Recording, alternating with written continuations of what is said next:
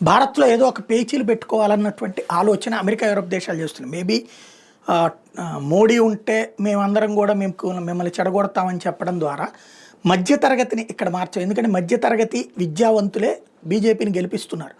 వాళ్ళల్లో మోడీ ఉంటే గనక ఇక మనకి మంచి జరగదు అనేటటువంటిది ఈ దేశాలన్నీ కలిపి వ్యవహరిస్తే అప్పుడు చచ్చినట్టు వాళ్ళు వ్యతిరేకంగా ఓటేస్తే మోడీ దిగిపోతాడని ప్లాన్ చేస్తున్నట్టున్నారు. ఎందుకంటే అటు అమెరికా ఆంక్షలు పెడుతుండటం, యూరప్ దేశాలు ఆంక్షలు పెడుతుండటం ఇదొక ఎత్తు అయితే, ఇప్పుడు బ్రిటన్ తాజాగా 9 మిలియన్ యూరోలకు సంబంధించినటువంటి పౌండ్లకు సంబంధించిన పార్కింగ్ బిల్లు పంపించింది. ఎందుకంటే అక్కడ మామూలుగా దౌత్యపరంగా మన వాళ్ళు అక్కడ వాహనాలు పార్క్ చేసుకున్నప్పుడు దానికి సంబంధించినటువంటిది దౌత్యపరమైనటువంటి విభాగానికి ఎగ్జామ్షన్ ఉంటుంది. అట్లా కాకుండా బిల్లు పంపించింది. మనం ఇప్పుడు మళ్ళీ దానికి మన దౌత్యపరమైన మార్గాల్లోనే అభ్యంతరం వ్యక్తం చేస్తాం. కానీ ఈలోపు ఈ కథ నడుపుతుంది.